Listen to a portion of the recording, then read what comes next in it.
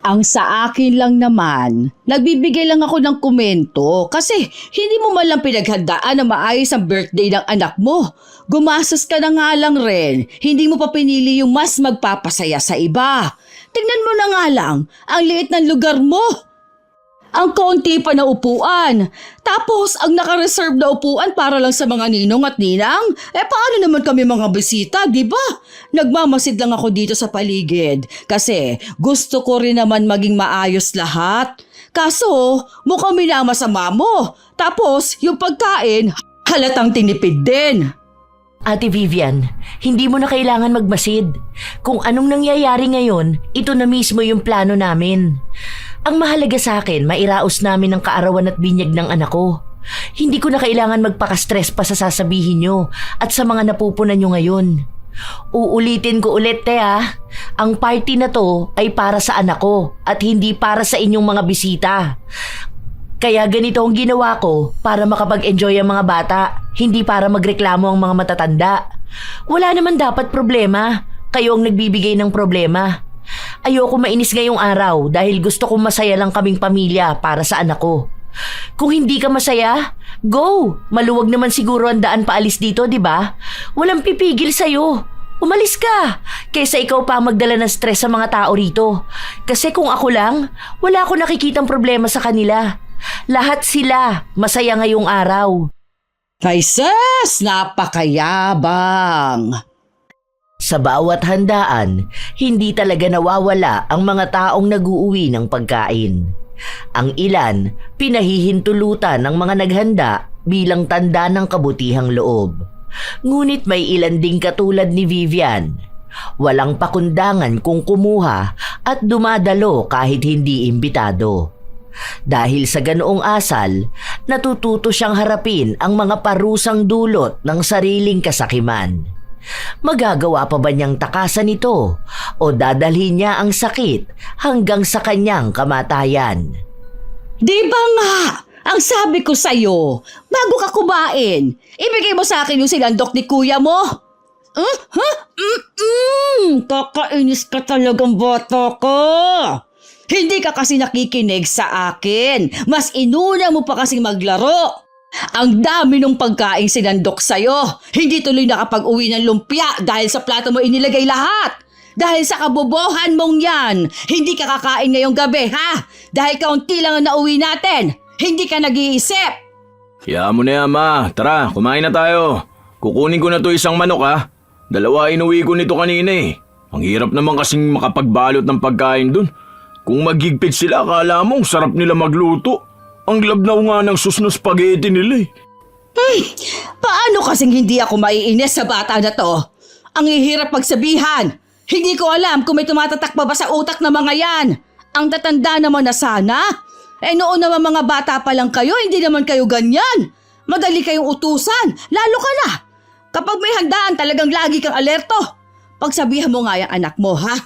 Ha? Kung ganyan siya palagi, ewan ko na lang talaga. Baka mapag-iwanan yan kada may handaan. Di ko nga alam sa bata na yan. Di ko na inaasahan sa mga handaan. Kapag nakakita na kasi yan ng pagkain, ako, kakain na kaagad. Na-stress ako dyan. Binigyan ko yan 2 cup ng gelatin, ha? Aba, si tanga. Ibinigay yung isa dun sa kalaro niya. Last na gelatin na nga lang yun, eh. Nakipag-unahan pa ako. Ang utos ko sa kanya, umuwi niya sa bahay at ilagay nga sa ref. Hindi ibigay sa kalaro. Inuuna ang ibang tao. Kaya mo na, matututo rin naman yan. Kumain na tayo. Hindi pa rin naaalis ang inis ni Vivian sa kanyang apo. Lalo pat sa lahat ng kasama niya sa bahay, yun lang ang mahina kung uutusan pagdating sa handaan. Mahiyain din kasi ito at ayaw niyang nagbibitbit ng pagkain, lalo pat naririnig din ng bata ang usap-usapan sa kanilang lugar na ang pamilya raw nila ay tila ba matakaw sa mga handaan.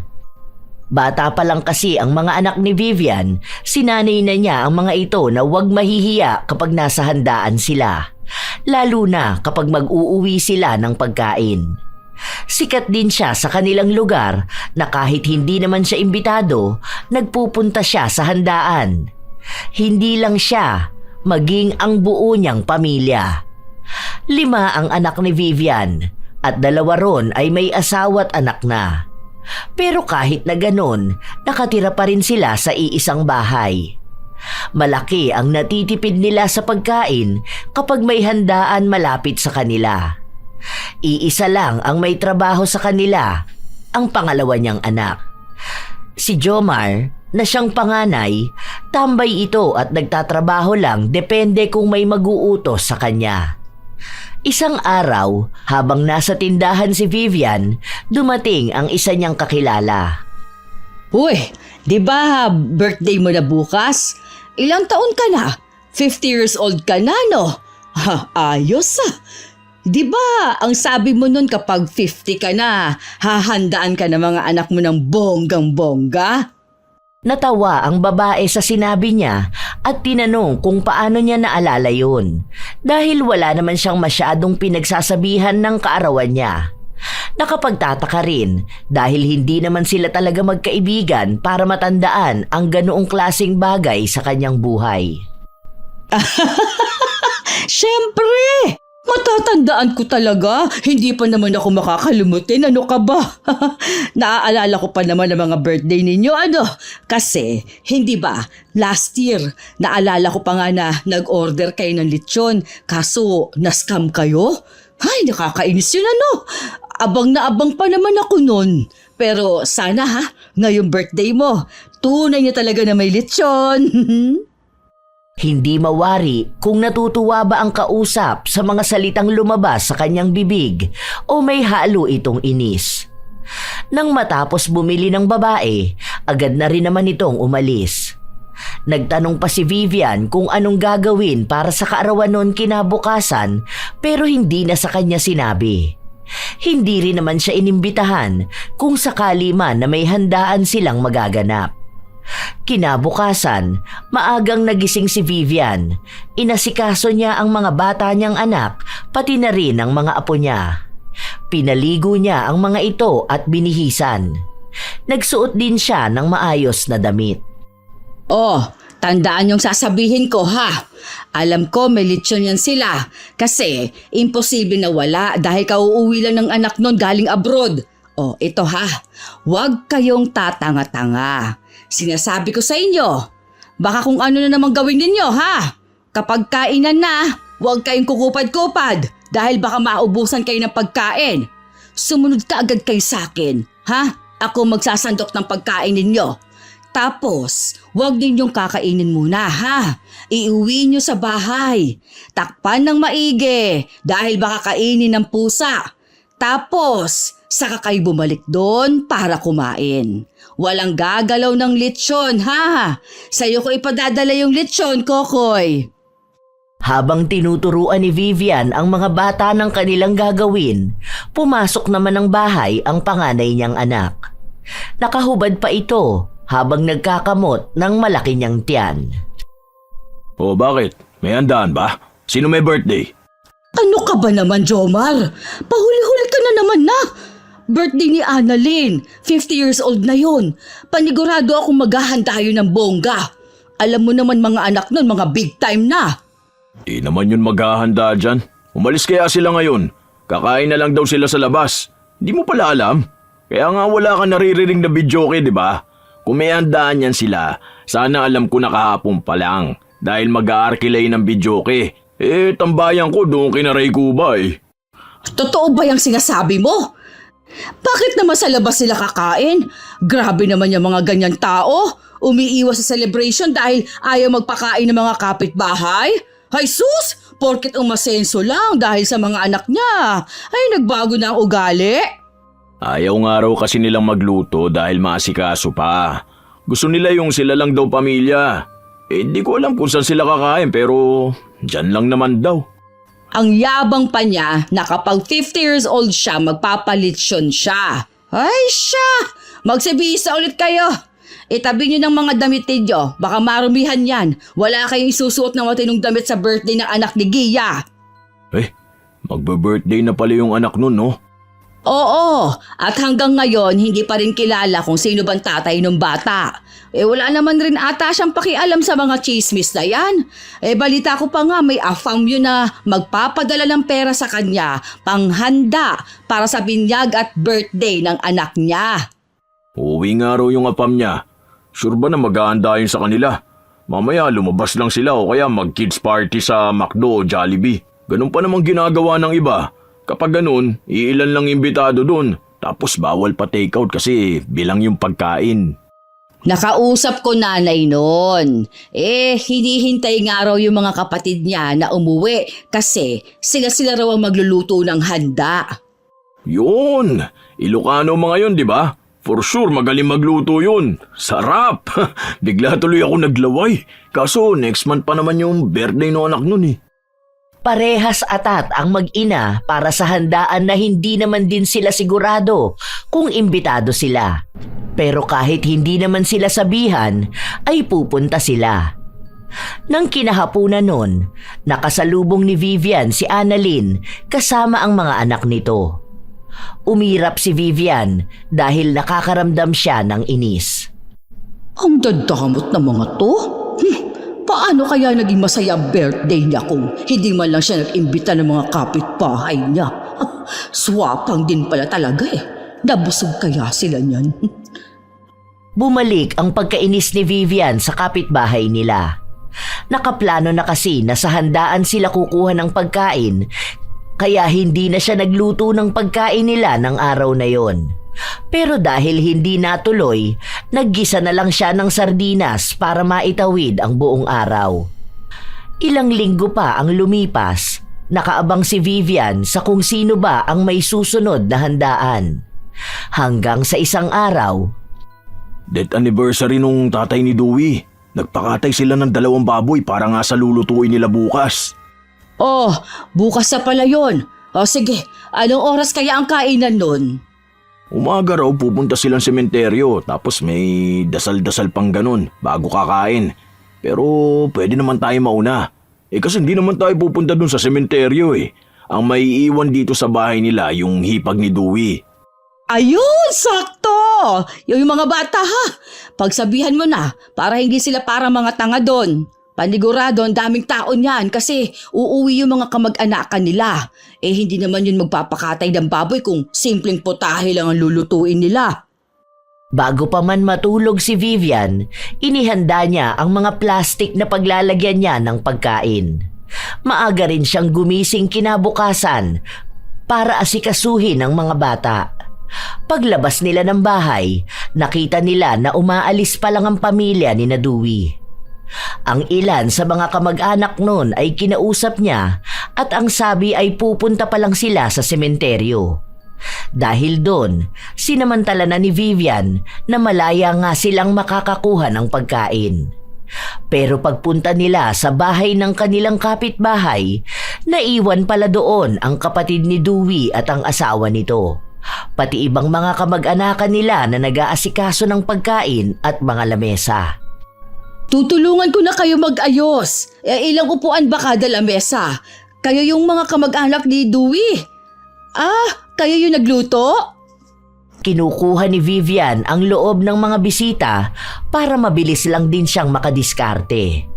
Matapos niyang makipagkwentuhan sa mga yon, sinama siya sa kusina para bigyan ng ulam. Ang daming putahe, pero 2 Tupperware lang ang dala ni Vivian. Pinapuno niya ang lagayan kahit na may kalakihan yon. Wala namang problema sa mga nagluto dahil ang akala nila ay mabait lang talaga si Vivian. Agad na bumalik ng bahay ang ginang matapos niyang makakuha ng ulam. Ano na? Bilisan niyo na dyan. Lumabas na kayo.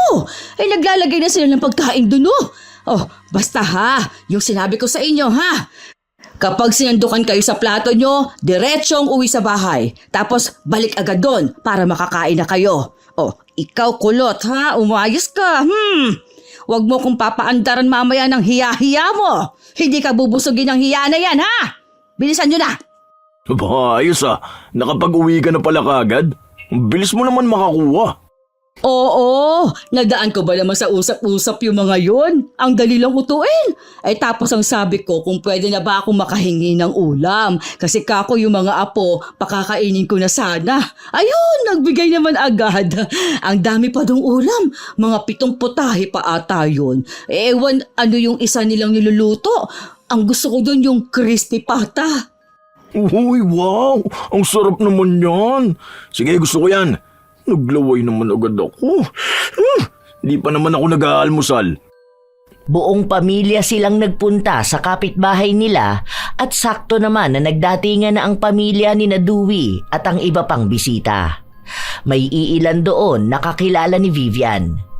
Nang magsimula ng pumila para kumuha ng pagkain, sinenyasan na niya ang mga bata na makisingit na sa pila.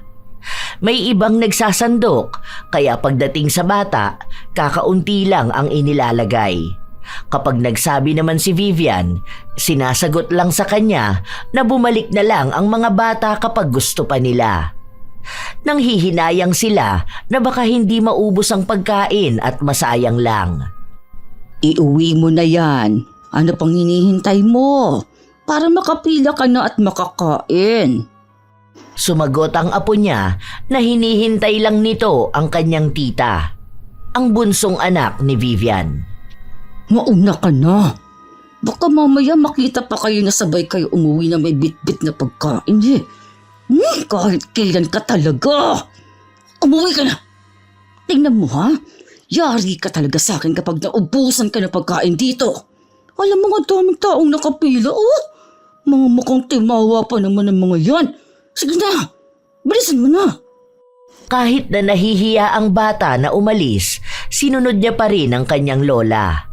Alam niya rin kasi na kapag nagalit pa ito, baka mapuno na naman ng bakat ng kuko ang kanyang katawan sa panay kurot sa kanya.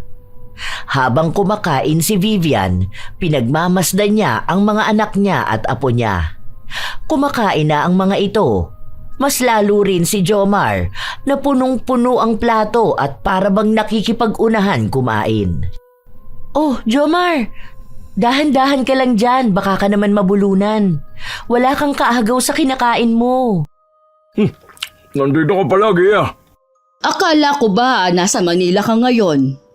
Oo nga, ang sabi ng kapatid mo, susunduin mo raw yung jowa mo ah. Ah, hindi. Bukas pa yun. Dumaan lang ako rito kasi nag-chat sa akin si Jess. Pinapapunta nga ako. Nakakahiya naman kung tatanggi ako. Saka gusto kong tikman yung luto nila. Baka kasi may mapakiusapan akong kamag-anak nila na pwedeng magluto para sa binyag ng anak ko. Hindi kasi makakapunta yung tita ko na magaling magluto eh. Oo nga lapit na nun. Ang dami mo sigurong ihahanda Kung ako lang sana, ang gusto ko nga sa Jollibee na lang. Tapos mga bata ang andoon kasi children's party naman yun. Ang kaso, sabi sa akin ng nanay ko sa bahay na lang dahil mas maganda raw yung ganun. Tapos unang punta pa ng boyfriend ko rito para daw maiparanas yung party na meron sa Pilipinas. Saka yung ibang kamag-anak at ninong-ninang nung anak ko galing din ibang lugar. Wow, ayos ah. Mukhang big time talaga. May lechon ba dyan? Hindi ko pa alam eh. Pinaplano pa namin ngayon. Ang dami kasi naming inaasikaso. Tapos yung sa cake pa, mga souvenir at loot bags. O sige te, wait lang, punta na ako doon. Ay, wait lang ha. Papasok ka ba sa kusina?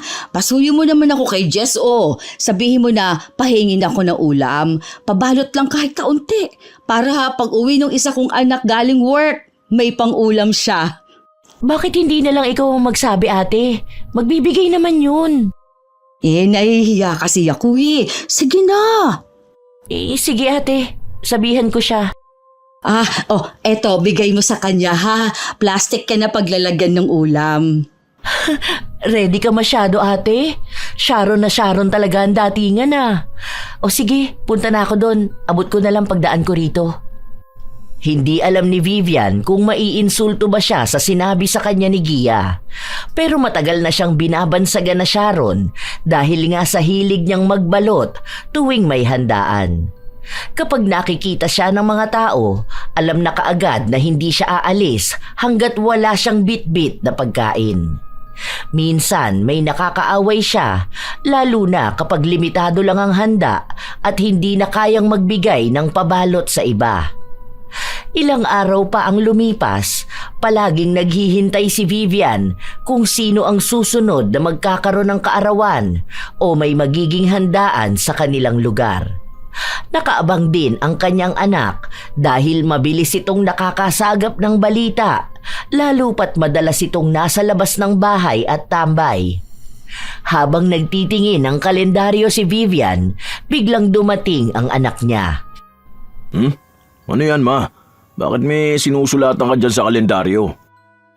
Ito yung mga susunod na handaan. Tingnan mo to. Sa linggo, birthday nung anak ni Chiquito. Kaso ewan kung maghahanda to. Kasi alam mo na, mahirap lang yon. Walang panggastos ba? Naalala mo last year, yung pansit at lumpia na nga lang ang handa kulang pa sa rekado. Baka ngayon hindi yun maghahanda dahil wala siyang trabaho. Pero nilista ko pa rin para kahit papaano handa tayo syempre. Tapos sa Miyerkules, ayan, ang bongga. Birthday at binyag ng anak ni Gia. Dito tayo dapat mag-focus. Alam ko, madaming palaro dito kasi puro bata ang nandun Yan pala sa birthday nung anak ni Gia. Alam mo ba kung kanino yan magpapagawa ng cake? Kay Lexi, 3 layer ng cake. Alam mo naman na ang mahal ng cake kay Lexi. Feeling ko sa cake pa lang yan 5,000 na. Ay hindi, baka lagpas pa kasi may cupcakes tapos cookies. Tapos naghahanda sila para sa mga palaro, pabitin, hampas palayok, mga ganun ba. Feeling ko kasyang premyo nila Totoo ba? Oo, usap-usapan ba naman kasi namin yun sa labas. Hindi rin naman makapagpigil magkwento yung kapatid niya. Iyayabang ba naman sa tambayan namin yung magiging bongga na handaan nila? Dapat pala, turuan mo na yung mga bata sa mga laro na ganyan. Kung may premyo silang makukuha, makikinabang din tayo. Maraming araw palaro. Kasi gusto nila maging masaya talaga yung first birthday ng bata. Saka pa-impress na rin sa mga big time na ninong at ninang, ganun.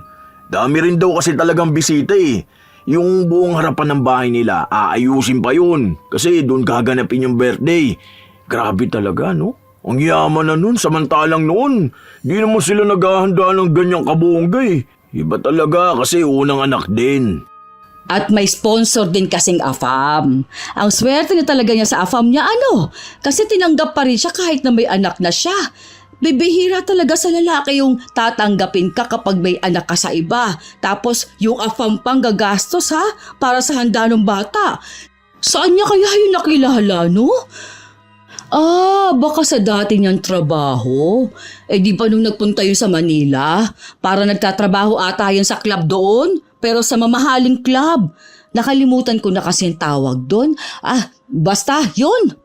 Di ko rin alam kung saan niya yung nakilala Pwede rin sa dating app. Di ba dami mga ganun dun? Oo nga pala, sino raw ang magluluto ng pagkain? Hindi nila napakiusapan yung kamag-anak ni Dewey kasi nga malayo yung magiging biyahe. Catering na lang yata. Ay, ano ba naman yan? Bakit naman catering pa? Kapag mga ganyan, limitado lang yung handa Kumbaga, titipirin tayong kumain. Panigurado ako niyan, may mga hindi makakakain o mauubusan ng handa. Dapat dyan mas alerto tayo. Marami naman siguro yung handa. Tapos may mga dessert sila Yun siguro yung para sa mga bata. Kahit na. Ano ba naman plano nila para sa birthday ng bata? Gusto pa nilang mas short sa pagkain yung mga bisita. Alam mo, kung akong tatanungin, mas makakamura sila at mas mapaparami ang handa nila kung sila ang magluluto. Bakit? Marunong naman magluto yung nanay ni Gia. Tapos may kapatid kamo sila nag-aaral ng HRM, di ba? Bakit hindi yun napaglutuin nila? Nakakapagod naman daw kasi yun. Di katulad kapag sa catering, nakahanda na lahat. Tila ba si Vivian pa ang hindi natuwa sa plano ni Gia para sa kaarawan ng kanyang anak. Ang isa kasi sa iniisip ni Vivian, mahirap makahingi ng sobra kapag catering dahil minsan mahihigpit ang mga nagsasandok ng pagkain. Bilang na bilang lang nila kung ano ang ilalagay sa plato. Madalas pa na walang natitira kaya wala silang naiuuwing pagkain.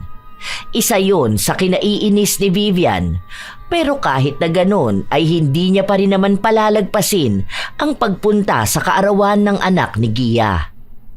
Kinabukasan, habang nasa palengke ang ginang, nakasabayan niyang bumili ng gulay si Gia at bigla nilang napag-usapan ang tungkol sa kaarawan ng bata. Bakit catering pa? Alam mo, mas mahal talaga yun. Tapos, paano kung pangit pa ang service nila, di ba? Paano kung hindi masarap ang luto nila? Hindi ko naman kasi pag-aasikasuhin si Mama dahil matanda na yun para magluto ng maraming handa. Saka baka ma-stress pa siya. Gusto ko yung chill lang kaming lahat. Enjoy lang ba? Wala namang mawawala ko sa catering. Nakikita ko naman yung reviews dun sa kinuha ko. Maayos naman sila at masarap ang luto. Tapos ang dami niyo pang bisita, di ba? Yung sa lugar pa lang natin ilang pamilya na yun. Naka-budget na yon, te.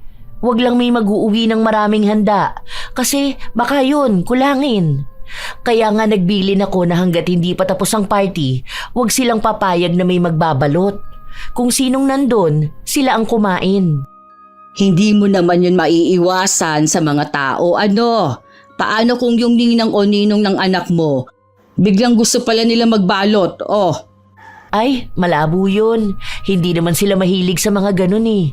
Kilala ko yung mga kinuha naming ninong at ninang. May kaya sa buhay ang mga yun. Paano yung mga kamag-anak nyo? Nasabi ko na sa kanila yung rules para sa party. Naiintindihan naman nila. Saka alam naman ng lahat na catering yun. Kapag ganun, talagang walang sobra-sobrang pagkain. Parang konsiderasyon mo na lang din sa mga taong pupunta sa birthday ng anak mo, di ba? Te, sa totoo lang, kung ako talaga ang tatanungin, piling tao lang talaga ang gusto ko makasama sa birthday ng anak ko. Kung pwede nga sana na kaming pamilya lang eh, tapos yung mga ninong at ninang. Hindi ako pabor sa mga ingranding handaan na ganyan. Bigla na lang ako napagastos dahil gusto ni nanay na maranasan ng anak ko yung magkaroon ng masaya at maayos na birthday. Tapos yung boyfriend ko pa, naglalabas ng malaking pera kasi gusto niyang ganun din ang mangyari. Isa pa, di ba? Birthday nga ng anak ko yun. Sa kanya dapat nakatuon ng atensyon. Bakit kailangan ko pang intindihin yung mga bibisita? Ang sa akin lang naman, concern lang naman ako sa pwedeng sabihin nila tungkol sa'yo at sa handa ng anak mo. Wala akong pakialam sa sasabihin ng ibang tao. Matagal na ako may naririnig tungkol sa akin. Nung buntis ako sa anak ko, tapos wala siyang tatay, ang daming chismis, ang daming paninira sa akin. Tapos ngayon na tungkol naman sa kasiyahan ng anak ko, sila pa ang iisipin ko. Hindi ko pag-aaksayahan ng panahon ng mga tao sa paligid ko. Di sila ang kailangan kong pasiyahin, kundi ang pamilya ko at ang anak ko. May inis sa mukha ni Vivian nang umalis si Gia matapos sabihin ang mga salita na yon. Nakakaramdam siya na parabang ang yabang magsalita ng dalaga dahil lang sa may pera na ito at umaasenso na sa buhay. Pagka-uwi sa bahay ni Vivian, naabutan niya ang anak niyang nasa kusina at kumakain, kaya ikinuwento niya kung anong ugali ang nakita niya kay Gia nang pag-usapan nila ang tungkol sa handaan. Diba? Isipin mo, kakaiba siya magsalita. Akala naman niya kung sino siya. Porke ba may panghanda siyang ganon? Pwede na niyang sabihin na wala siyang pakialam sa ibang tao? Sus! Ayaw niya lang kamo tanggapin na mali naman talagang nagpapakatering siya. Mali ba ako nang nagsuggest ako? Ang sakin lang naman, ayokong may masasabi ang iba sa kanya. Paano kung sabihin na ang pangit ng lasa ng handa nila? Paano kung sabihin na ang damot nila maglagay ng pagkain sa plato? Na nagutom yung mga bisita nila? Ang pangit na impresyon yun, ha? Para sa first birthday, Baka mangyari sa kanya yung nangyari nung debut ng anak ni Makoy. Di ba? May mga nagutom kasi kakaunti lang ang handa. Kahit nga tayo di nakapag-uwi nun na. Inis na inis kaya ako kapag naaalala ko yun. Hindi mo naman talaga mababago yung desisyon nun dahil kahit naman kanino hindi nakikinig si Gia eh. Gagawin nun ang maiisip niya. Kaya nga siya nagpabuntis sa kung sino dahil bigla niyang naisip yun eh. Ay, bahala siya sa buhay niya. Basta kung anong marinig niya sa klase ng handaan sa birthday ng anak niya, kasalanan na niya yun. Sinabihan ko na siya ha. Basta tayo, mag-uuwi pa rin tayo ng handa. Anong pakialam ko sa mga catering na yan? Alam ko na lahat ng palaro nila. Meron pa dun pahabaan ng happy birthday at yung bring me. Sige. Diyan ka magtuon na turuan mo ang mga bata. Sandali papasok na ako sa kwarto at ang sakit ng balakang ko. Ilang araw pa ang lumipas, nagkaroon ng preparasyon ang pamilya ni Vivian, lalo na ang mga bata sa magiging palaro. Itinuro ni Jomar ang mga dapat nilang gawin. Palagi ring naiinis si Vivian kapag hindi nakukuha ng mga bata ang itinuturo sa kanila. Dapat kasi sila ang manalo sa lahat ng palaro para sila ang makakuha ng mas maraming premyo. Hanggang sa sumapit na ang araw na pinakahihintay nilang lahat. Maagang gumising si Vivian, inihanda na niya ang susuotin ng mga bata. Tandaan niyo mga sinabi ko sa inyo ha. Huwag na tayong paulit-ulit dito. Basta lahat ng laro, dapat salihan niyo. Huwag kayong pahuli-huli at huwag maging tanga. Kapag tinawag ang mga bata, magmadali kayo. Dapat mas magaling kayo sa kanila. Kapag kainan na, maging alerto rin.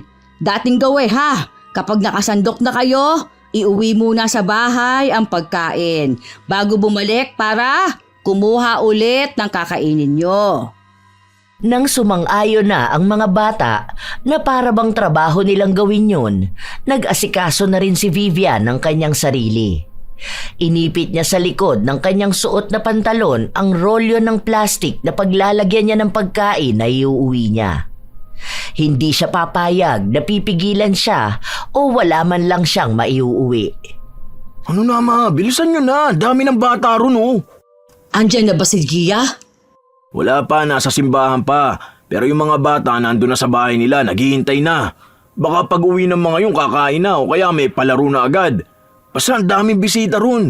Lahat yata ng mga bata dito sa atin nandun eh. Kasi ang sabi ni Gia na ang mga bata raw talaga ang sentro ng birthday kaya pinapunta na lahat. May mga hindi ko nga mamukhaan kung sino eh. Baka yun yung mga kamag-anakan nila o mga kaibigan. Bilisan nyo na. Sige na. Mauna na kayo mga bata. Basta ha, tandaan ang bilin ko sa inyo ha. Baka mamaya matuwa kayo sa palaro nakalimutan na ninyo yung tinuro ko sa inyo. Umayos kayo. Huwag niyo akong gigilin ha. Baka masira ang araw ko. Sumunod naman ang mga bata. Kasunod naman nun ay umalis na rin si Vivian. Malayo pa lang sila, dinigda niya ang tugtugan sa bahay ni Gia. Tanaw niya rin ang magandang disenyo na halatang pambata. Ang daming makukulay na lobo. Tapos may mga bata pang naglalaro at nagkukulitan. Ang liit naman ang venue nila. Akala ko pa naman papalakihan nila dito pero para ang sikip. Ay, ano kaya mga pagkain nila? Nagpunta sa tapat ng lamesa para silipin ang mga pagkain. Nagtangka siyang buksan yon pero pinagsabihan siya ng nagbabantay na bawal munang buksan dahil bili ni Gia na sakalang daw nila pwedeng buksan ang pagkain kapag dumating na sila. Hindi pa kasi nakakakuha ng litrato ang pamilya nila kasama ang mga handa. Napakasela nyo naman. Tinitingnan ko lang kung ano mga yan ha. Akala nyo naman kukunin ko lahat. Ilang piraso lang yung handa na yan. Halatang tinipid ng budget. Akala ko ba malaking perang binigay sa kanya ng lalaki niya para sa birthday ng anak niya. Tapos ganyan lang ang gagawin niya? Baka kasi kinurakot niya yung budget nila. Kasi malamang kayo nagluto, di ba? Pwede niyo yung bawasan. Mukha rin namang hindi kayo masarap magluto. Mabuti na lamang at mabait ang dalawang dalagita na nagbabantay ng pagkain at sinabi lang kay Vivian na hindi sila nagbawas ng kahit na ano. Kung ano man ang niluto nila, lahat yon kasama sa budget ng pamilya ni Gia at hindi lang naman daw pagkain ang binayaran sa kanila dahil lahat ng gamit at disenyo ng handaan ay sila ang gumawa. Sus! Ang dami niyong pinapaliwanag. Tingnan mo! Maya-maya niyan, magbibigay kayo sa amin ng pagkain na kakaunti lang. Kapag ako talaga hindi nabusog, aawayin ko kayo. Ayusin yung serbisyo nyo Binabayaran kayo para sa ganyan. Sumagot ang isang babae at sinabi sa kanya na hindi naman daw siya ang nagbayad sa kanila. Kung si Gia nga raw ay maayos silang kinakausap at hindi nagtanong ng kahit na ano sa inihanda nila, ano raw ba ang kanyang karapatan para pagsalitaan sila ng ganun? Hindi na kumibo si Vivian. Umirap lang siya at umalis. Nagpunta siya sa ibang parte kung saan naroon ang souvenirs na ibibigay sa mga bisita. Ano ba naman yan? Ang cheap naman yan. Hindi ko mawari kung pabangong maliit ba yan. Tapos dinikitan lang ng picture ng anak niya. Parang tanga. Ang pangit. Tapos color green pang napili niya. Kapag birthday ng lalaki dapat blue. Ewan ko ba sa desisyon ni Gia? May budget naman dapat. Tapos yung cake tingnan mo, mukhang lumot pa. Ang mahal pa niyan Pinuna na ni Vivian ang lahat ng bagay na nakita niya. Mula sa maliit na venue, ang kulay ng mga gamit, ang pagkain, mga taong bisita. Lahat ay may panlalait siya na para bang siya ang naglabas ng pera para may magamit sa ganitong klaseng handaan. Ilang sandali pa ay dumating na ang pamilya ni Gia. Doon niya lang nakita ang nobyo nito. Ay! Bakit naman ganyang mukha nung afam niya? Akala ko pa naman pogi. Diyos ko, mukhang matanda naman na yan. Tapos panot pa Ang dry pa ng kutis. Mayaman ba yan?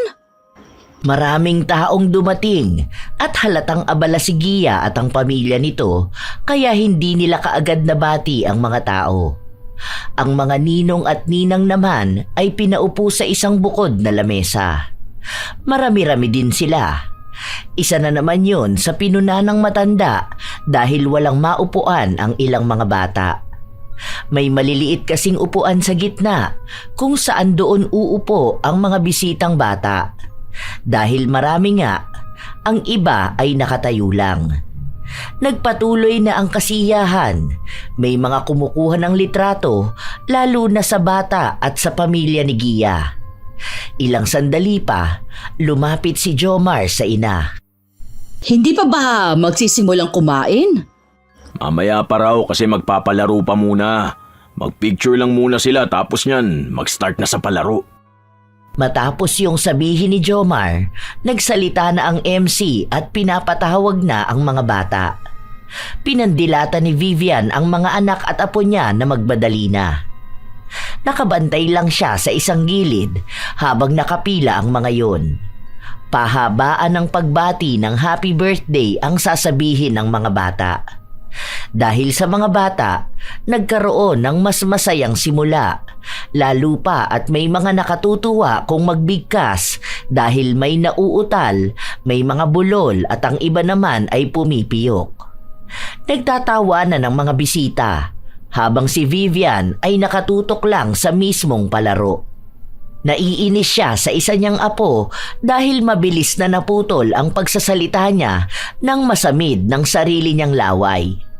May isang bata na naging mahaba ang pagbigkas niya at wala pa ring nakakatalo sa kanya. Ang bunsong anak na lang ni Vivian ang nakapila. 8 taong gulang pero hindi halata sa kanyang katawan dahil malaking bulas ito.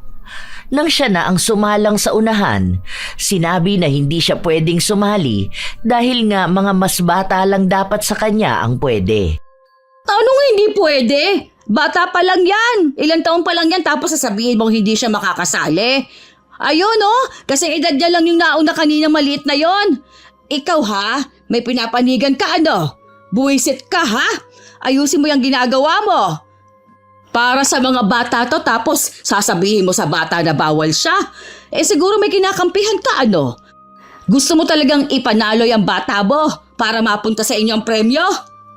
Nawala ang sigla ng kasiyahan dahil sa pananalita ni Vivian. Nagsimula ring magbulong-bulungan ang mga bisita. Lalo na ang mga hindi nakakakilala sa kanya. Mabuti na lang at magaling magdala ang tagapagsalita sa harapan. Nabawian niya ng biro ang mga sinabi ni Vivian, kaya napatawa niya ulit ang lahat. Pero sa totoo lang, inis ang tanging nararamdaman ng ginang. Pinagbigyan ng anak niya para walang maging gulo. Hindi pa rin umabot ang anak niya kaya natalo ito. Ulitin mo yan! Halata namang late yung sinimulan yung timer eh! Malamang mauubusan ka agad yan ng hininga! Hindi na pumayag na ulitin ang laban dahil ni isa sa mga bata na natapos na ay hindi naman umulit. Wala ring mga magulang na umapila. Nagpatuloy ang laban hanggang sa nanalo pa rin ang isang bata na kanina pang walang nakakapantay sa haba ng pagbati niya. Dahil sa nangyari, ang sama ng tingin ni Vivian sa dalawang babae na nagsasalita sa harapan. Gusto niyang paalisin ang mga yon dahil pakiramdam niya ay may nangyayaring dayaan. Habang nagpapatuloy ang kasiyahan ng mga bata, lumapit si Vivian kay Gia na abala sa anak niyang nagliligalig. Nasa loob kasi sila ng bahay, pinalitan ng damit ang bata. Saang basurahan mo naman napulot yung mga MC mo, hoy? Ang babastos, walang modo. Galing atang squatter ang mga yan. Bakit Ano bang nangyari?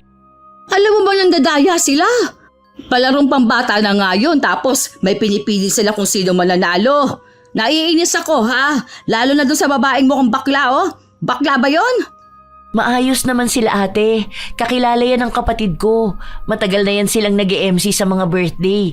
Minsan mga host pa yan sa iba't ibang event. Baka akala mo lang naman na may dayaan. Wala namang ganun kasi kasiyahan lang naman ang meron dito. Saka ang sabi ko sa kanila, dapat enjoyin nila yung mga bata. Saka lahat pa rin naman panalo. Pero iba naman yung ginagawa nila. Hey, kung ako yan, hindi ko sila babayaran oy. Nagtatawa na naman ang mga nanay oh. Huwag kang magpaka-stress ate. Children's party to. Kung kami nga di nagpapaka-stress dito eh. Paano ba namang hindi ka magpapaka-stress? Halata namang mahilig ka sa mga chip at basta-basta na lang. Kasi kanina pagdating ko, bagsak na agad yung tingin ko sa birthday ng anak mo. Hindi mo malang inayos kahit sana pagpili ng mga tao dito. Birthday ng anak ko to. Ang mahalaga sa akin yung anak ko, hindi kung anong iisipin nyo. Huwag mo na dagdagan yung pagod ko ngayon ate. Kasi una sa lahat, hindi naman kita inimbitahan dito, di ba? Para to sa mga bata, hindi para sa mga marites. Kung di ka masaya rito, umuwi ka na lang. Hayaan mo yung mga anak at apo mo na mukhang masaya naman. Sa dami kong bisita, hindi ko na kailangan pang isipin yung problema mo. Kasi hindi naman para sa'yo tong event na to. Ang sa akin lang naman, nagbibigay lang ako ng komento kasi hindi mo man lang pinaghandaan na maayos ang birthday ng anak mo. Gumastos ka na lang din, hindi mo pa pinili yung mas magpapasaya sa iba. Tignan mo na nga lang, ang liit ng lugar mo, ang konti pa na upuan. Tapos, ang naka-reserve na upuan para lang sa mga ninong at ninang? Paano naman kami mga bisita, di ba? Nagmamasid lang ako dito sa paligid kasi gusto ko rin naman maging maayos ang lahat. Kaso, mukhang minamasama mo. Tapos yung pagkain halatang tinipid din. Ate Vivian, hindi mo na kailangan magmasid. Kung anong nangyayari ngayon, ito na mismo yung plano namin. Ang mahalaga sa akin, mairaos namin ang kaarawan at binyag ng anak ko. Hindi ko na kailangan magpaka-stress pa sa sasabihin nyo at sa mga napupunan nyo ngayon. Uulitin ko ulit ang party na to ay para sa anak ko at hindi para sa inyong mga bisita. Kaya ganito ang ginawa ko para makapag-enjoy ang mga bata, hindi para magreklamo ang mga matatanda. Wala naman dapat problema, kayo ang nagbibigay ng problema. Ayoko mainis ngayong araw dahil gusto kong masaya lang kaming pamilya para sa anak ko. Kung hindi ka masaya, go! Maluwag naman siguro ang daan paalis dito, di ba? Walang pipigil sa'yo. Umalis ka, kaysa ikaw pa magdala ng stress sa mga tao rito. Kasi kung ako lang, wala ako nakikitang problema sa kanila. Lahat sila masaya ngayong araw. Ay sus, napakayabang! Pinilit na lamang ni Gia na kumalma dahil baka masira lang ang masaya nilang araw kapag nagpaapekto siya sa ugaling pinapakita ni Vivian. Habang nagpapatuloy ang mga palaro, wala man lang sa mga anak at apo ni Vivian ang nanalo. Isa pa yon sa kinaiinis ni Vivian, kaya sa halip na magsaya ang mga bata sa paglalaro, natatakot sila sa titig ni Vivian. May pagbabanta kasi na maaaring kapag uwi nila sa bahay ay papaluin sila. Pinipilit ng mga bata na manalo kaysa sulitin ang kasiyahan. Ayusin mo, huwag kang tanga dyan! Nag-practice na nga kayo niya sa bahay hindi ba? Makinig ka, kapag sinabi kong sa kanan o diretsyo, yun ang sundin mo. Huwag yung sigaw nila. Nagsimula ng lagyan ng piring ang apo ni Vivian.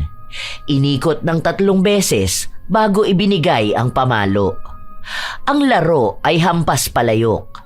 Isa sa mahirap na laro para sa mga bata, pero wala namang ibang nasa-stress maliban kay Vivian na panayang sigaw sa mga bata ng kanilang gagawin. Diretso pa! Sige, lakad pa! Ayan, kanan, kanan!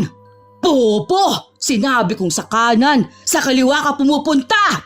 O ayan, sige, lakad pa! Hampas! Hampas! Hampasin mo na!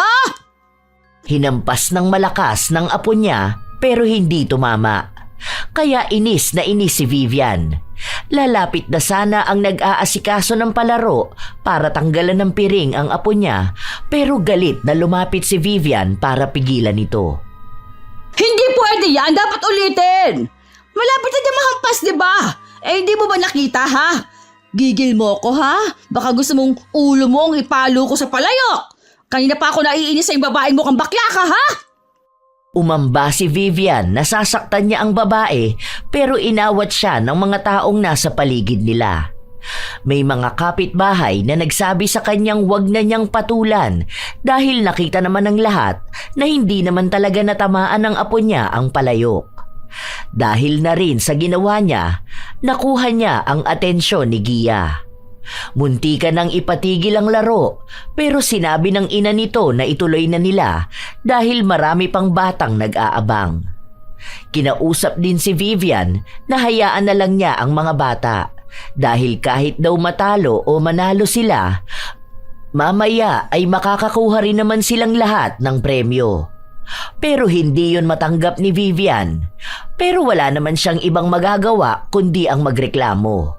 Hanggang sa dumating ang huling palaro, kinausap na niya ang mga anak at apo niya. Oh, ayan na ha. Mas madali na yan. Baka wala pa kayo makuha. Kapag bumaba na yung pahila nila, kunin yung lahat ng maaabot nyo ha. Lalo na yung pera. Mas matatangkad kayo sa mga bata na yan.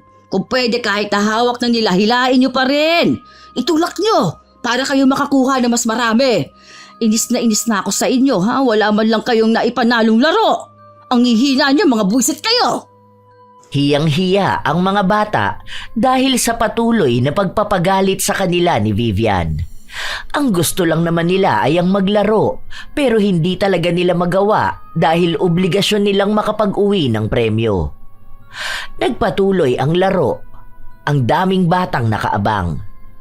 Nang magbabataas ang pahila, ang daming bata na nakakakuha ng nakasabit, may mga natutumba pa hanggang sa napansin ni Vivian na naitulak ang apo niya. Kaya sa inis niya, hinablot niya ang isang bata at siya ang tumulak doon. Dahil sa ginawa niya, nagkaroon ng gulo lalo na at sumabat na rin ang ina ng bata. Pinagsabihan siyang bakit siya nakikisali sa laro ng mga bata. Hindi mo ba nakitang ginawa niyang anak mo sa apo ko? Tinulak niya, di ba? Sinabi ng babae na nakita naman nilang lahat na hindi sinasadya yung nangyari dahil nawalan lang ng balanse ang bata nang tumalo nito at ang daming bata na nakasanggi sa kanya. Normal lang naman daw yon, lalo pat nag-aagawan sila. Ang hindi normal ay nakikisali ang matanda sa laro ng mga bata at mukhang siya pa ang gigil na manalo. Hindi pa sana matitigil ang gulo pero umawat na naman si Gia. Nakikiusap naman ako sa inyo. Huwag niyo naman guluhin ang birthday ng anak ko. Huwag niyo naman dalhin dito yung mga pangit yung ugali. Yang babaeng yan ang pagsabihan mo. Hindi niya kayang disiplinahin ang anak niya. Ate Vivian, utang na loob. Kanina ka pa ganyan. 4 years old lang yan, pinapatulan mo. Sa halip na masaya lang ngayon, ginawa mo pang nakaka-stress lalo. Ako pa ngayon na may kasalanan? Sa hindi naman talaga maayos ang nakuha mong mga nag-aasikaso ng mga palaro na yan. Halata naman sa kanila na mga squatter ang ugali nila. Para mga taong nakatira sa kanal ko umasta. Tama na to. Itigil na natin tong awayan na to. Tutal tapos naman na ang laro ng mga bata. Huwag naman na sanang magkaroon pa ng gulo. Please lang. Hayaan nyo namang matapos tong birthday ng anak kong masaya lang. Hindi pa rin matanggap ni Vivian ang sinabi sa kanya ni Gia. Pakiramdam niya ay siya ang mali, lalo pat sa kanya nakatingin ang mga tao.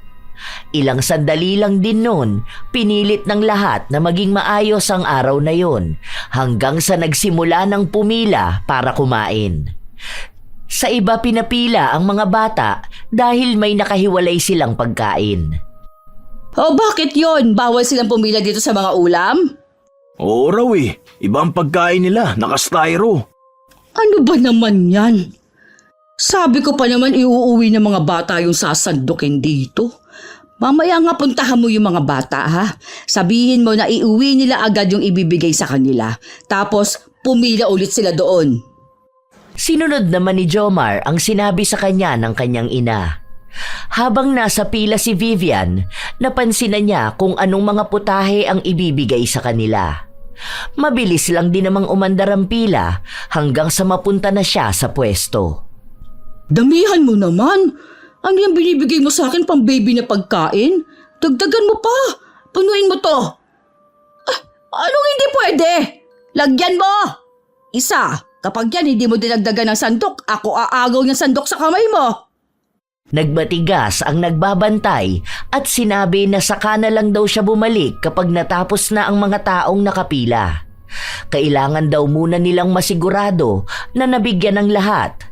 Pero matigas din si Vivian. Ayaw niyang umalis kaya nagtagal na lalo sa pila. Naging agaw atensyon na rin siya hanggang si Gia na lang ang nagsabi na dagdagan na lang ang pagkain para makausad na ang pila. Di ba? Magbibigay naman din pala ng mga yan. Sobra naman sila kung ipitin ng pagkain. Baka gusto din ng mga yan na bilang ang butil ng kanin na mailalagay sa plato namin, ha? Kasi bilang nga lang yan. Saka, hindi mo naman din ata mauubos yan. Punong-puno naman na masyado ang plato mo. Tapos puro pa yan karne. Hindi ka ba niyan maha-high blood? Mas ma-high blood ako dyan sa mga taga-sandok na pagkain. Ano namang marami sa kakaunti nga lang to? Kasi kakaunti lang naman ang handa mo. Tapos yung pagkain ng mga bata, ang kaunti lang din. Tapos sa styro nyo pa inilagay. Iba kasi ang pagkain nila dahil yung mga bata alam namang spaghetti at manok ang gusto ng mga yan. Sakto lang din ang sandok dahil kakaunti lang naman kumain ng mga bata. Kaya ganyan ang ginawa namin. Iniiwasan kasi naming may masayang na pagkain. Kasus, iniiwasan nyo kamo magbigay ng maayos na pagkain sa mga bisita nyo. Naghanda pa kayo, di ba? Umalis ka agad si Vivian matapos niyang sabihin yon. Nang makapunta siya sa lamesa niya, agad niyang inilabas ang plastik at inilagay ang mga ulam na nasa plato niya. Dumating din ang kanyang anak. Punong-puno din ang plato nito ng ulam. Nang matapos nilang maitabi yun, bumalik sila para kumuha ng makakain nila. Nakilala sila ng nagbibigay ng pagkain pero hindi na lang nagsalita dahil nga baka magalit lang ito sa kanila. May nudo ba to? Ang pangit naman ng lasa nito. Ang liliit na mga hiwa. Yung sarsa para mantika lang. Nakakauta masyado. Ito na nga ba yung sinasabi ko? Ang gastos sila sa catering tapos palpak yung luto. Ang dadamot pa magbigay ng pagkain ng mga staff na yan. Kasi pangit ng mukha nila yung lasa ng ulam. Wala na nga doon, naubos na. Narinig ko na lang na di na nakakain yung iba. Ngayon naniniwala na sa akin si Gia na hindi talaga sasapat yung pagkain sa mga bisita pa lang. Pero may kukunin pa yata. May pinaluto pa ulit sila eh. Pero mamaya pa yun kasi may mga bisita pa raw na darating. Pero sa mga bata okay naman, may mga natira pang pagkain. Nakapag-uwi ba ang mga bata sa bahay? Yung salad na pinauwi ko kay Kokoy, nadala niya ba? Oo, nasa bahay na. Sabi ko nga sa kanila mamaya humingi pa sila tapos iuwi nila. Merong pambigayan mamaya ng cookies at cupcake. Yun, pinapaabangan ko. O siya, sige pala. Uuwi na ako. Kukuha muna ako ng cake. Baka hindi ako mabigyan mamaya. Hindi pa naman pinapahiwa yun kasi daw magpipicture pa yung bata. Puro sila picture. Hindi ba sila nananawa kanina? Ang dami na nga picture ng anak niya Ano bang balak nilang gawin doon? Baka paglaki lang ng bata na yun, maging swail at tarantado lang din Hindi nagpatinag si Vivian kahit pa sabihin sa kanya na huwag niya munang bawasan ang cake. Wala naman kasi doon si Gia dahil abala sa pakikipag-usap sa mga ninong at ninang ng anak niya. Nang makakuha na ng cake ang ginang, bumalik na siya sa bahay nila. Inayos niya rin ang mga pagkain na nauwi nila. Malaki pa rin ang pagkadismaya niya dahil kakaunti lang ang naiuwi nila. Balak pa naman sana niyang ipabaon ang ulam sa anak niya kinabukasan. Iinitin niya lang ito. Pero wala naman na siyang magagawa kung ganun lang ang handa ni Gia. Nang kinagabihan na yun, umuwi na rin ang mga bata at may bitbit na chocolate. Kasama rin nila si Jomar na halatang busog na busog at may bitbit pa rin sa kamay na pagkain. Alam mo ba ma, galit na galit si Gia. Bakit daw may hiwa yung cake? Ang balak daw nila kasi magpipicture pa ang anak niya ng solo katabi nga nung cake. Wala pa raw silang family picture doon. Magagalit pa siya. Para kaunti nga lang yung hiniwa ko sa cake. Ako kamong naiinis sa kanya dahil sa kakaunti niyang handa. Saka anong pinagsasabi niya na family picture? Sinong family? Yung afam niya na magiging tatay ng anak niya? Sus! Hindi pa nga siya pinakakasalan nun. Tapos gusto niyang family picture ang itawag niya. Ipapakain din naman yung cake. Ang dami pa nilang arte. Basta galit na galit siya. Ang sabi pa, nasira yung birthday nga ng anak niya. Feeling ko nga tayo yung sinisisi niya kung bakit hindi naging maayos yung party. Hey! Hayaan mo siya. Hindi talaga magiging maayos kung siya ba naman mismo hindi niya inayos ang preparation. Kahit na ilang araw na ang lumipas, hindi pa rin natitigil si Vivian sa pagsasalita ng masama tungkol sa naging handaan ni Gia. Nilalait niya lahat, paulit-ulit. Kahit sa ibang tao, kinukwento niya yon. May mga sumasang-ayon sa kanya, may iilan naman na nagsabing maayos naman. Ang mahalaga lang naman daw dapat doon ay kung paano nila mairaraos ang kaarawan at binyag ng bata. Pero para kay Vivian, kung wala silang naiuwing masarap at maraming pagkain, hindi maayos ang handaan. Kinukumpara niya sa iba ang handaan ni Gia. Dahil din doon, kahit na magkasalubong sila ni Gia, hindi siya nito pinapansin. Kahit na hindi ito magsalita, ramdam niyang may kinikim-kim itong galit sa kanya. Isang araw, nagtagpo na naman ang landas nilang dalawa sa handaan din ng kanilang kapitbahay. Kita mo to, Gia. Ayan, ang dami nilang handa at ang sarap pa ng luto. 1-year-old din anak niya ni Lotlot, di ba? Hindi pa afam ang kinakasama niyan. Partida. Napaghandaan nila ng bongga. Hindi katulad dun sa anak mo. Hindi ka kasi nakinig sa akin na dapat wag na catering. Kaya naman pala ang dami mong bitbit. Pati cake ng anak ko hindi mo pinalampas, no? Hindi pa nahihipa ng anak ko yung kandila, nahati mo na agad. Ang dami mong sinasabi, parang hindi punong-puno yung plato mo. Pati mga bata inuutusan mo pang magpabalik-balik sa pagkain. Hindi ka man lang ba talaga nahiya? Ako pa talaga mahihiya? Kanino naman ako mahihiya? Sa'yo? Aba, dapat ikaw mabahiya sa amin dahil naghanda ka ng ganong kaunti. Alam mo kung anong mali ko nun? Masyado ako naging open para mag-imbita ng mga patay gutom. Yun nga ang sinabi ko kay Lotlot na huwag siyang mag-iimbita ng kung sino-sino at baka makasira sa moment ng anak niya. Sa pagkakaalam ko, hindi ka imbitado, tama ba? Pero nagpunta ka pa rin? Ang malala pa, kasama mo pa ang buong pamilya mo. Pustahan tayo. May plastic dyan sa bulsa mo na nakatago, ano? Kasi handa ka na magbalot? Aba, nahiya naman masyado si Sharon sa'yo. Ang kapal na mukha mong pagsalitaan ako ng ganyan. Hindi ko kasalanan kung nasira ang birthday party ng anak mo. Yung party na pang-squatter. Walang dating, cheap, baduy, boring. Ay, ano naman sa'yo kung hindi ako invited, ha? Ang sabi ni Lot-Lot, open naman sa lahat tong handaan. Kasi ang dami naman, oh. Di siya nagtipid, hindi tulad mo. Ayoko na makipagtalo sa'yo, lalo pa nasa handaan tayo ng ibang tao. Ayoko magkagulo kung paano ka rin ang gulo sa amin nun. Pero sinasabi ko sa'yo, mag-ingat ka sa mga handa na kinakain mo. Kasi baka yun na pala ang pagkain na magpapatigil sa'yo para makilamon sa handaan ng iba. Ang pangit pa naman magsalita niyang dila mo. Ikaw rin. Huwag mo nga akong pagbabantaan ng ganyan. Galit ka kasi totoong sinabi ko na walang kwenta yung handa ng anak mo.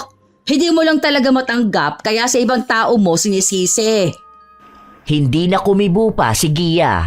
Agad na rin siyang umalis at naiwan lang si Vivian habang kumakain.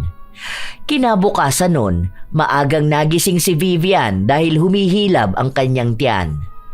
Ilang beses na rin siyang pabalik-balik sa banyo. Napansin yun ng anak niya, kaya nagtanong sa kanya.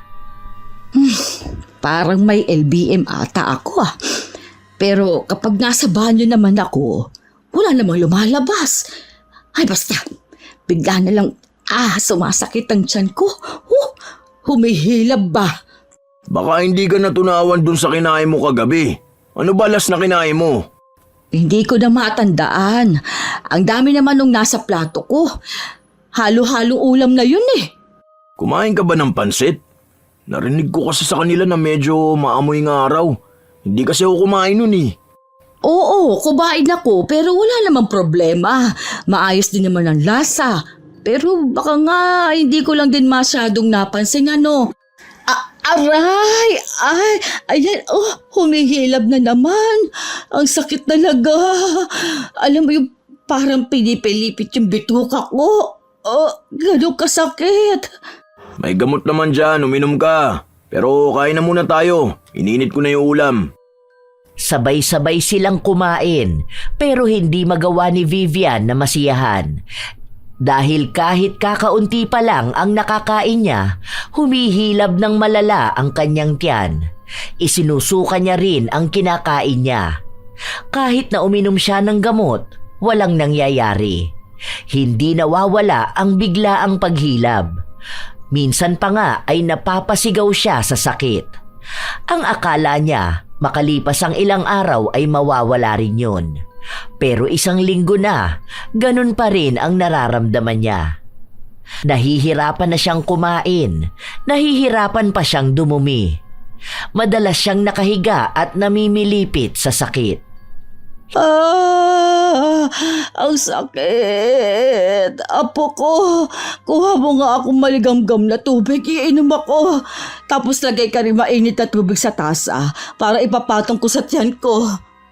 Hindi na maipaliwanag kung anong klaseng sakit ba ang nararamdaman ni Vivian. Mabilis ding bumagsak ang katawan niya dahil hindi nga siya nakakakain ng maayos. Hindi siya makalabas ng bahay dahil natatakot siya na baka biglang umatake ang sakit ng kanyang tiyan. May pagkakataon pa naman na kapag nagawa niyang makakain ng kaunti, bigla na lang din nag-aalboroto ang tiyan niya para magbanyo. Yun ang hindi niya napipigilan, kaya minsan ay nagkakalat siya sa loob ng kanyang kwarto. Ma, pa-check up ka na kaya no? Di ba, nagpunta naman ako sa center. Wala naman silang naitulong sa akin eh. Nagbigay nga ng gamot, hindi naman effective. Sa ospital kaya? Wag na, ang layo naman nun. Ilang oras pa biyahe natin. Paano kung bigla na lang bumigay itong tiyan ko sa biyahe, di ba? Nakakahiya naman kung sa loob pa ng bus. Iinom na lang ako ng herbal, magiging maayos din ako. Kahit na magpakulo ng kung ano-anong dahon si Vivian, hindi pa rin niya nakukuha ang kaginhawaan na nais niya. Kung kani-kanino na lang sila nagtatanong at ang sabi lang sa kanya, maaaring may sakit siya sa bituka na siya namang kinatatakot niyang mangyari. Paano kung totoo nga na may cancer na ako sa bituka? Yun pa naman ang ikinamatay ng lola ko noon. Tapos yung tiyahin ko, ganun din ang sakit. Hindi naman siguro, ma. Hindi naman yan ang sinabi ng doktor sa'yo eh. Ayaw mo naman kasing magpa-ospital. Hingi tayong tulong sa munisipyo, baka pwede sila magpahiram ng mobile car o ambulance. Ayoko oh. Natatakot din talaga ako sa pwedeng maging resulta. Pero hindi kayo tumitigil kakasabi na baka may cancer kayo. Nakikinig kasi kayo sa mga sabi-sabi ng mga tao sa paligid nyo eh. Hayaan mo na. Oo nga pala. Anong balita dun sa kasal nila Vincent? Bukas na yon, hindi ba? Oo, maayos na venue nila dyan sa gilid ng bahay nila. Pero limitado lang pwedeng pumasok. Ang sabi, di rin pwede maraming bata. Anong oras tayo pupunta? Makakapunta ka pa ba? Masama pakiramdam mo ah. Alam nga namang hindi ako pupunta. Paano naman yung handa doon? Baka hindi ka rin makapasok kasi nga mga imbitado lang daw. Ewan ko, di nila sinasabi. Wala rin akong mahagilap na balita. Ano namang gusto nilang itago doon? Yung handa nilang kakarampot lang? Magpapakasal pa mga yan, maghihiwalay din naman sila. Kaya siguro pili lang din ang tao na inimbitahan nila kasi wala silang maipapakain. Sa bagay, kaya lang naman nun pinakasalan ng asawa niya kasi nabuntis niya. Wala pa sa budget. Kung may pera sila, sa simbahan sana sila ikinasal. Ang dami nilang arte. Panigurado naman akong si Lolet nagluto ng handa nila. Ang pangit pa naman ang lasa ng luto doon.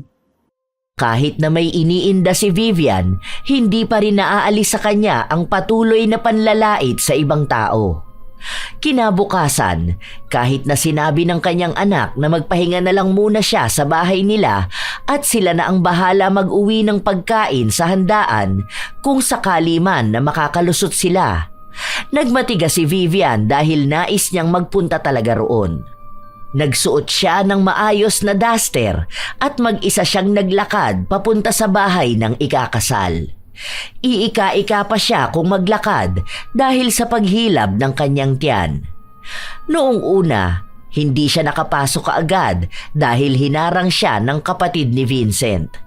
Pero dahil napansin na nakahawak siya sa kanyang tiyan at mukhang nagugutom, naawa rin at pinapasok siya. Habang nakapila siya sa pagkain, nagkasabay sila ni Gia. "Kanina ka pa nakahawak sa tiyan mo. Gutom ka na?" Pwede ba huwag mo akong kausapin ngayon? O bakit? May masama ba sa tanong ko? Kanina ko pa kasi napapansin eh. Oo nga pala, paano ka nakapasok dito? Di ba mga imbitadong tao lang ang pwede? Ang galing ah, kahit na hindi mo kilala ang may handaan, nakakapasok ka talaga? Kilala nila ako, hindi lang masyado. Ayos ka lang ba? Hinawi ni Vivian ang kamay ni Gia nang hawakan siya nito. Nakakaramdam kasi ng inis ang ginang, lalo pat hindi siya masyadong makagalaw. Hindi na rin siya makahirit pa na dagdagan ng pagkain sa plato niya dahil kanina pa niya nais na umupo. Ang plano niya ay manghingi na lang ng iuuwi niya, tutal ay may dala naman siyang plastik. Pagkaupo niya, doon din pumwesto si Gia. Nangaasar ka ba? Oh, bakit naman nagagalit ka na kaagad sa akin? Hindi ba pwede na makiupo ako rito? Mag-isa ka lang naman din, di ba? Ano bang trip mo sa buhay? So, totoo pala talaga na may kakaibang nangyayari sa'yo. Pero bakit ganon ano? Nagagawa mo pa rin magpunta sa handaan? Di ba, dapat doon ka na lang sa bahay nyo? Hindi ba? Dapat. Huwag kang pakialamera. Wala naman. Natutuwa kasi ako sa nakikita ko sa'yo eh. Kasi deserve mo rin naman siguro kung may sakit na lumalamon dyan sa tiyan mo. Pasalamat ka ha. Wala ako sa mood para awayin ka. Sana sa'yo na lang mangyari to. Huy, Bakit naman yan mangyayari sa akin? Hindi mo naman ako katulad, no? Hindi ako pupunta sa handaan ng iba, tapos lalaitin ko yung handa nila. Sasabihin kong hindi masarap, o kaunti lang, o kung ano-ano pa, tapos kakainin ko rin naman. Ang malala pa, iuuwi ko pa kahit pasabihin sa akin na may mga bisita pang hindi pa nakakakain. Alam naman natin pareho, nakilala ka rito sa atin bilang manang na mahilig mag-sharon. Makita ka pa nga lang ng mga tao, alam na nilang may bibit-bitin ka na pauwi. Dagdag pa na dala mo yung pamilya mo sa handaan na hindi ka rin naman imbitado. Ang lala mo, di ba? Ano? Hindi ka pa rin ba makamove on dun sa birthday ng anak mong pangit ang naging resulta? Eh di, sa susunod na birthday niya, bumawi ka at ang hindi ka nagkakaganyan. Para namang hindi ka naging patay gutom Tingnan mo nga ngayon, nakikikain ka rin sa handaan ng ibang tao. At least ako, invited. Basta ang alam ko kapag mga ganito, ikaw ang iniiwasan ng mga tao. Hindi ka na nahiya. Yung iba gusto lang sana ng simple celebration, kaso lalaitin mo pa. Ang gusto lang naman yung mairaos ang kaarawan nila o anumang special sa araw na yun. Tapos, feeling VIP ka palagi. Nais pa sanang magsalita ni Vivian bilang ganti sa kausap nang bigla siyang natigilan dahil humilab ang kanyang tiyan. Nagtangka siyang tumayo para magmadaling umalis dahil alam niyang nagsisimula ng mag-alboroto ang kanyang tiyan. Hanggang sa sumabog sa kinauupuan niya ang masamang tawag ng kalikasan. Agad siyang nangamoy. Naagaw ang atensyon ng lahat. Nawala ng gana ang mga kumakain at nasuka sila. Dahil sa nangyari, hiyang-hiya si Vivian. Pinalabas siya ng venue. Pinagbubulungan, iniiwasan, hiyang-hiya rin pati ang bagong kasal, lalo pat may mga bisita sila na malapit lang din sa kinauupuan ni Vivian.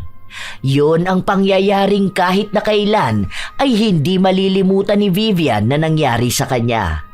Pakiramdam niya, kapag lumabas siya ng bahay, maaalala siya sa ganoong senaryo.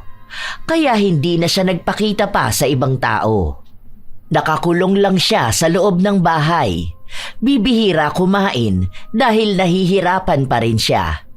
Madalas na humihilab ang tiyan at walang gamot na nakapagpapagaling sa kanya.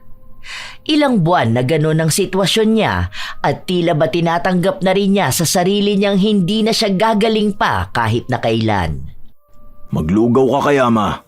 Hindi na. Ayoko nang kumain. Nakakahiya naman na baka mamaya linisin na naman tong higaan ko kasi nadumi ako. Di yan. May arinola ka naman eh. Anong sabi ng mga kapitbahay natin? Nahihiya pa rin talaga ako nung kasal ni Vincent Diring-diri sa akin yung mga tao dun. Bakit ba naman kasi ako nagkakaganito? Baka nga dahil masyado akong sugapa sa handaan, ano? Bakit naman yan ang bigla mo naisip? May nagiging epekto ba yun? Siguro? Ewan ko rin. Bigla ako na lang din napagtanto yung ganyan. Kasi, tama nga naman sila. Lagi akong present sa mga handaan tapos hindi pa ako nagpapalamang. Ako pa yung panay puna at lait. Kahit ako na lang naman yung nakikikain, hindi ba? Baka nasobrahan lang din ako sa pagkain ko. Ayoko ng ganitong pakiramdam, ang hirap. Sana naman gumaling na ako. Walang nagbago sa nararamdaman ni Vivian. Umabot ng halos 1 taon. Nangangayayat na siya ng sobra. Hindi na siya makatayo sa kanyang higaan. Hindi na rin siya kumakain. Hinihintay na lang niya ang kanyang kamatayan para lang matigil na ang sakit na nararamdaman niya. Ilang handaan na rin ang napabayaan niya at hindi na yon ang iniisip niya. Ang daming bagay siyang pinagsisisihan pero hindi niya alam kung paano niya iisa-isahin yun. Pati ang mga anak at apo niya hindi na rin nagpupunta sa mga handaan dahil sa hiya. Isang araw, habang nagpapahinga si Vivian sa loob ng kanyang kwarto, biglang dumating si Gia. May bit-bit itong Tupperware. May dala kong handa. Birthday ko ngayon. Walang tao sa bahay niyo kaya dumiretso na ako rito. Lapag mo na lang sa kusina para makakain yung mga anak ko mamaya. Okay, sige. Marami naman to eh. Salamat. Kumain ka na para gumaling ka. Kawawa ka naman kasi. Tinapik ni Gia ang ulo ni Vivian pero ang totoo ay kumuha siya ng buhok mula rito.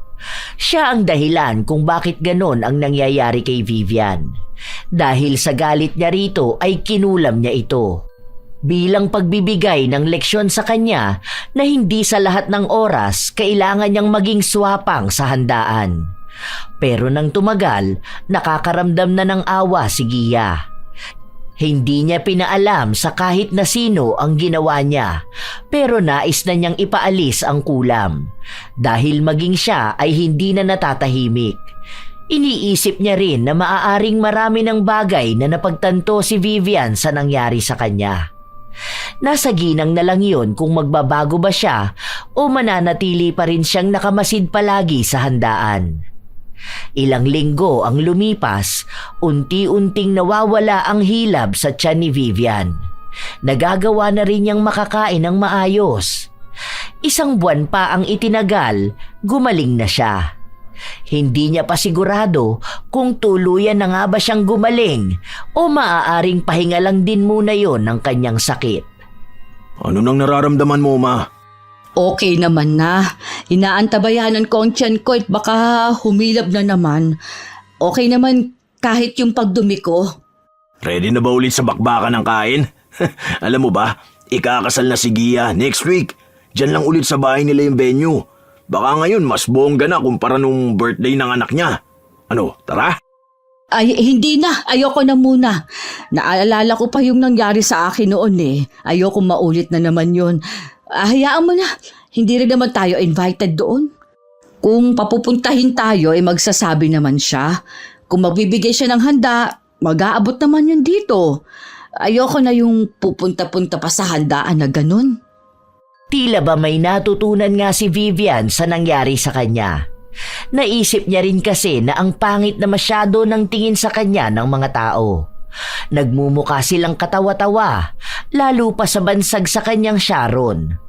Gusto na niyang magbago dahil ang paggaling niya sa misteryosong sakit na nararamdaman niya ay para na ring pangalawang buhay para sa kanya. Kaya kailangan niyang magbago. Kinalimutan na rin ni Vivian ang kaarawan ng mga tao sa paligid niya na dati ay abang na abang siya. Isang araw, nagpunta sa bahay nila ang kapatid ni Gia at iniimbitahan sila para sa kasal nito.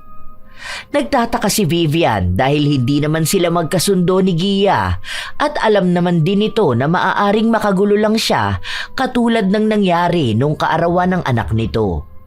Pero ang sabi sa kanya, hinihintay raw siya ni Gia. Noong una, ayaw pa sana ni Vivian, pero sinabi niya na kahit na saglit lang siyang magpunta roon, kahit na magpakita man lang siya. Iisa lang siya na inimbitahan. Kinukumbinsi pa siya ni Jomar na isama siya, pero sinabi ni Vivian na kapag iisa lang ang imbitado, dapat iisa lang ang pupunta. Nang dumating ang araw ng kasal ni Gia, naroon si Vivian. Kakaunti lang ang laman ng plato. Alanganin pang kumain dahil may takot na baka magluko na naman ang kanyang tiyan. Nang matapos siyang kumain, balak na niyang umalis. Gusto niya lang bumati kay Gia dahil hindi niya pa ito nakakausap simula pa pagdating niya. Gia, congratulations pala. Ay, salamat ate. Ano, kumain ka na ba? Kumusta naman ang lasa ng pagkain? Pasok na ba sa panlasa mo?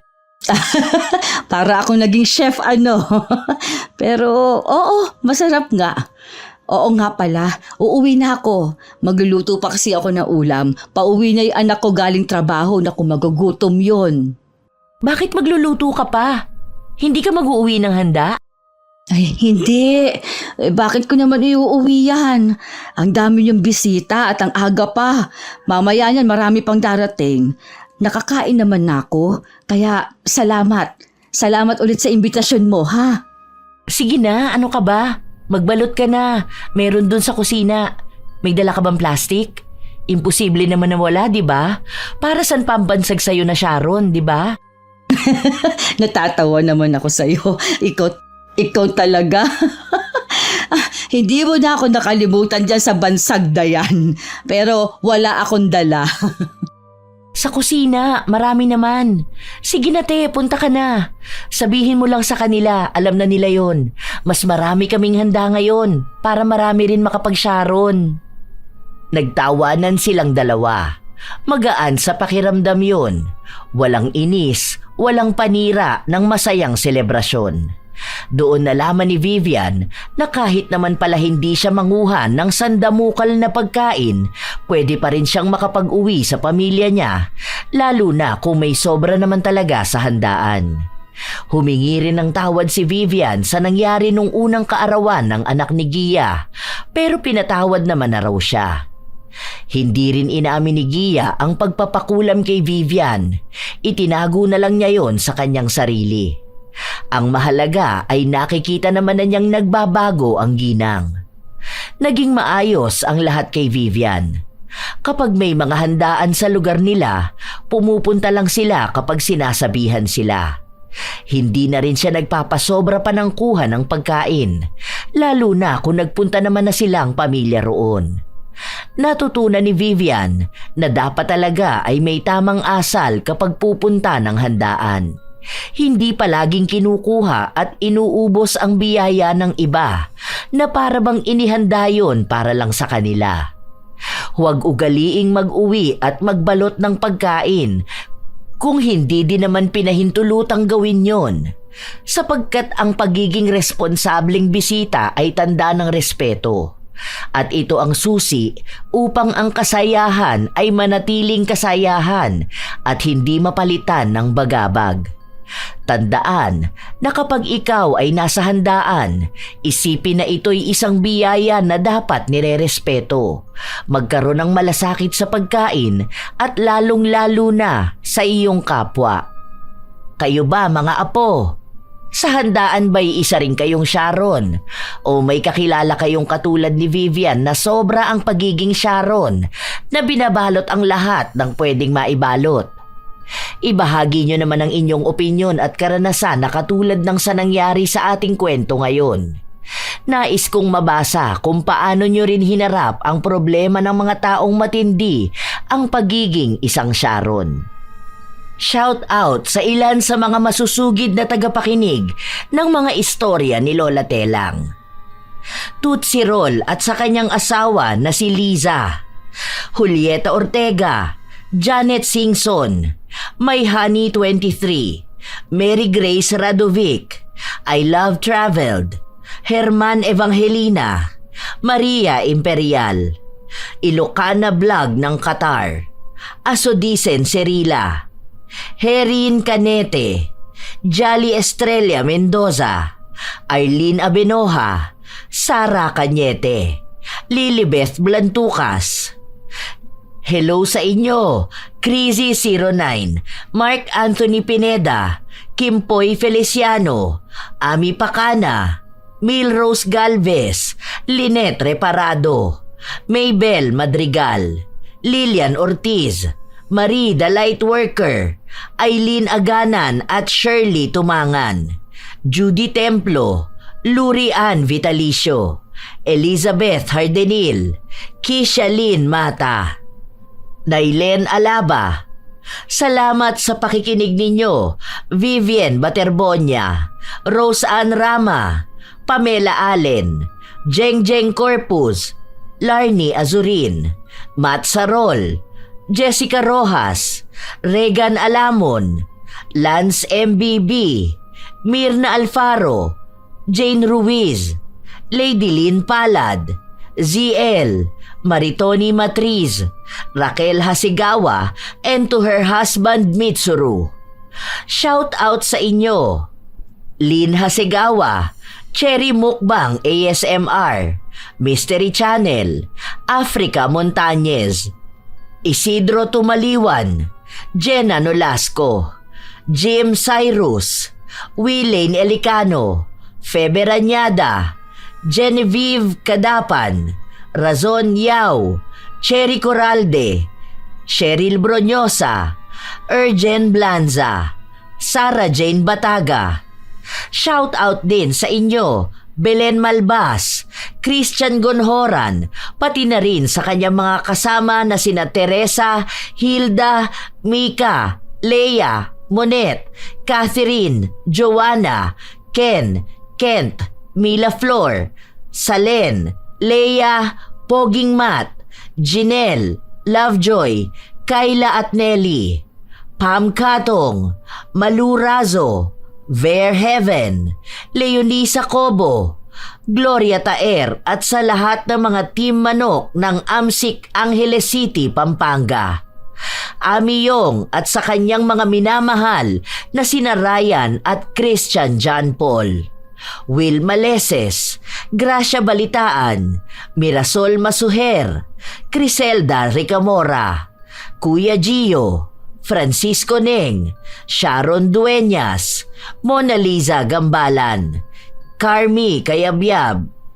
Isang mainit na shoutout din kina Cindy Crosswind, Lovely Rose Roa at sa kanyang napakagandang anak na si Princess Rain Roa Alawami, Jaime Constantino at kay Gia Gigi.